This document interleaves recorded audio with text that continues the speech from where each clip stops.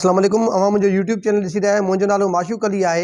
8 February खां बाद में जेके सूरत हाल पैदा थी आहे उन मुल्क में एक आइनी बहरान जी शक्ल अख्तियार कई आहे। गुज़िरियल ॾींहुं जामशोरे में GDA पारां लखें जेको माण्हुनि सां गॾु जेको आहे त एहतजाज कयो वियो। उन खां अलावा कमू शहीद वटि JUI जेको आहे अॻुवाणनि जेको आहे त हज़ारनि जी तादाद में माण्हुनि खे गॾु करे जेको आहे त जेका ताज़ी इलेक्शन थी आहे उन में जेके रिज़ल्ट जेका मैनेज कया विया, धांधली कई वई आहे, उन ख़िलाफ़ु जेको एहतजाज कयो। ऐं उन खां अलावा अॼु ताज़ी सूरत हाल इहा आहे त अॼु 17 फरवरी ते पाकिस्तान तहरीक इंसाफ़ पारां मुल्कगीर जेको आहे एहतजाज जो सॾु ॾिनल आहे। पर उन खां वॾे में वॾी हिन वक़्तु जी ब्रेकिंग न्यूज़ इहा आहे त जीअं जीअं जेको आहे त वक़्तु गुज़रंदो वञे थो तीअं तीअं नयूं नयूं शयूं साम्हूं अचनि थियूं। ऐं रावलपिंडी जो कमिश्नर आहे लियाकत अली चट्टा, उन थोरी देरि पहिरियों जेको आहे उन प्रेस कॉन्फ्रेंस कई आहे। उन जेको आहे एतराफ़ जुर्म कयो आहे त असां 13 उम्मीदवारनि खे जेके हारायल उम्मीदवार हुया असां उन्हनि खे 70 हज़ार जी लीड सां जेको कूड़ा रिज़ल्ट ॾेई करे असां उनखे खटायो आहे। ऐं जेके माण्हू खटियल हुया असां उनखे हारायो आहे।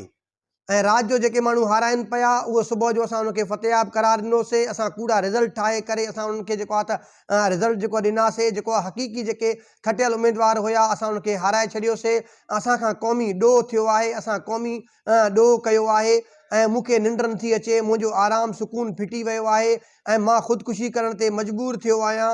ऐं जेको आहे त मां तव्हांजे साम्हूं पंहिंजे ॾोह जो एतराफ़ कयां थो ऐं मां पाण खे पुलिस जे हवाले कयां थो। मूंखे मां जेको ॾोह कयो आहे मूंखे जेको आहे कचहरी चौक ते फाही ते टंगियो वञे। अहिड़े क़िस्म जी ॻाल्हियुनि जो इज़हार लियाकत अली चट्टा कमिश्नर रावलपिंडी कयो आहे।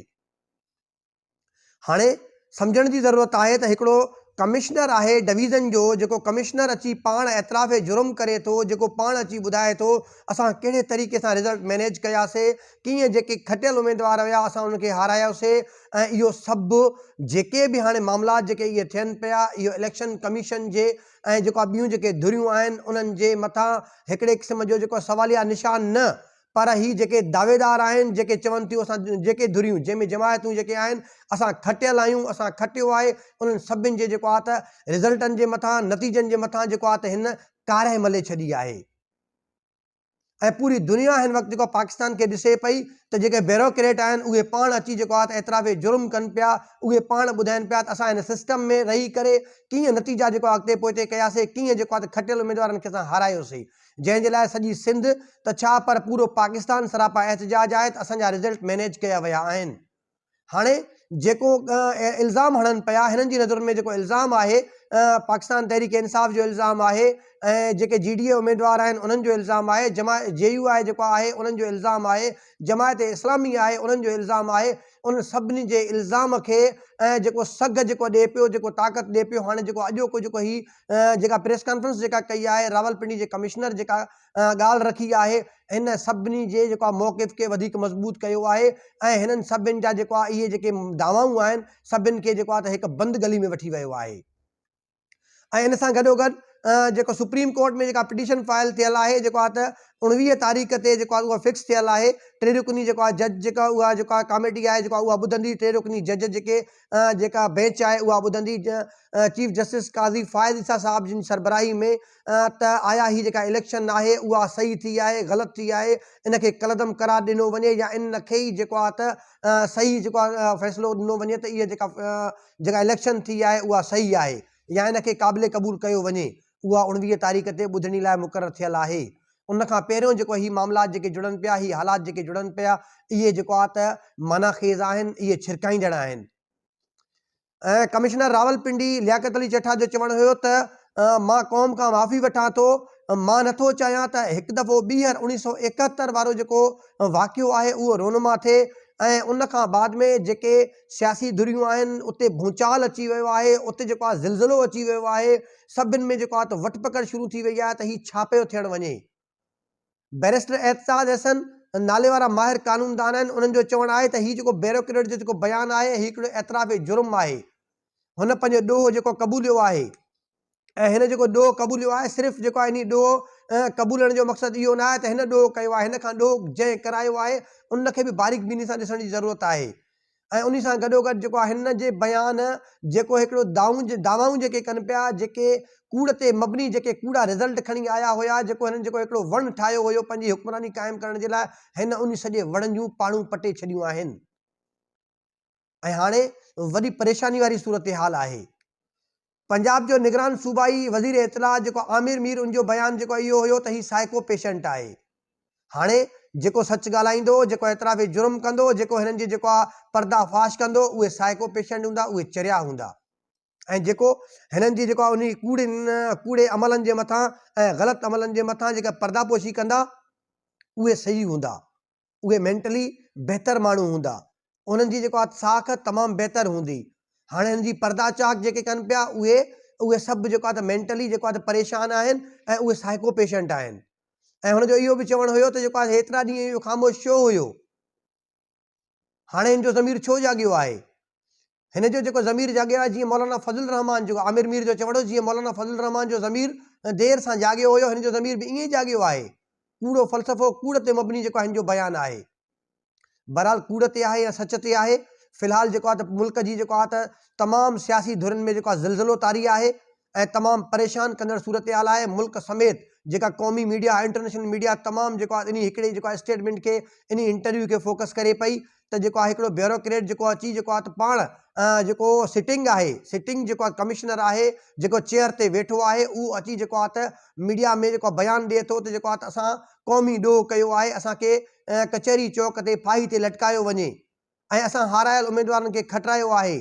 जेको असां ॾोह कयो आहे उहो असांजूं निंडूं फिटाए छॾियूं आहिनि, असांजो ज़मीर असांखे सुम्हणु नथो ॾिए, असांखे मलामत थो करे। हाणे सोचण जी ॻाल्हि आहे त हिकिड़ो जेको ब्यूरोक्रेट आहे, 20-21 ग्रेड जो ऑफिसर आहे, उनखे ज़मीर मलामत करे थो। जेके वॾे वॾे मनसब ते वेठा आहिनि, उन्हनि खे ज़मीर मलामत कोन थो करे। तव्हांजो ज़मीर छो सुतल आहे?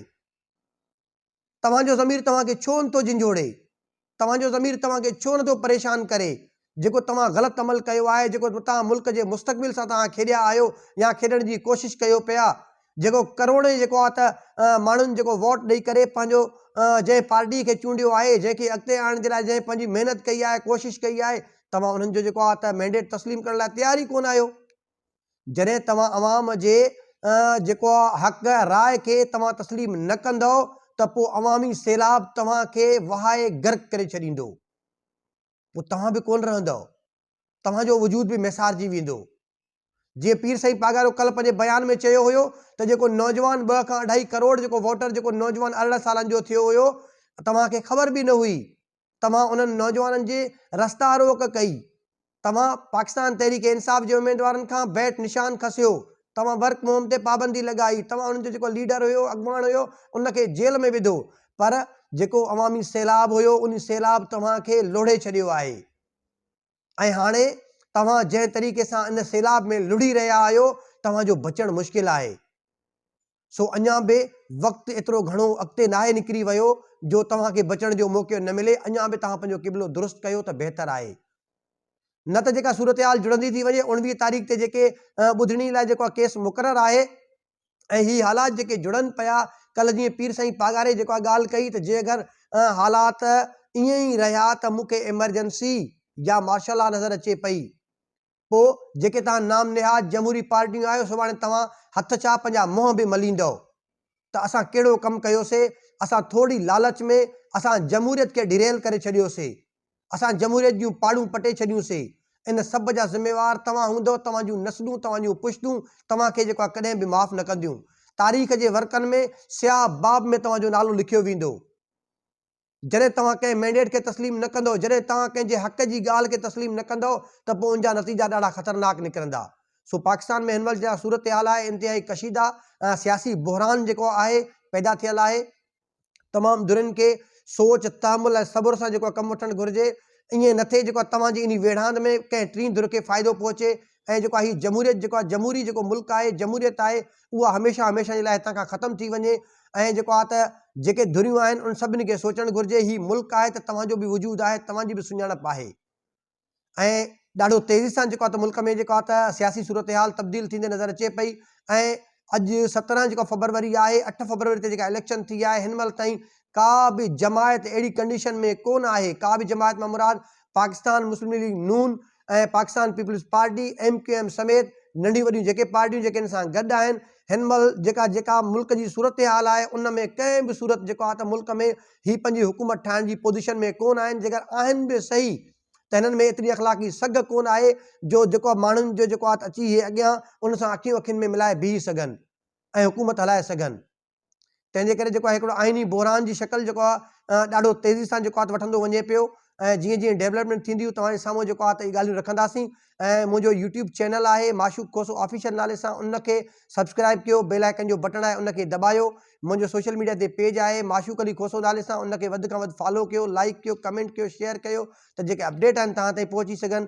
वरी नए प्रोग्राम नए अपडेट ताईं पंहिंजे मेज़बान माशूक अली खोसो खे इजाज़त ॾींदा। वॾी महिरबानी।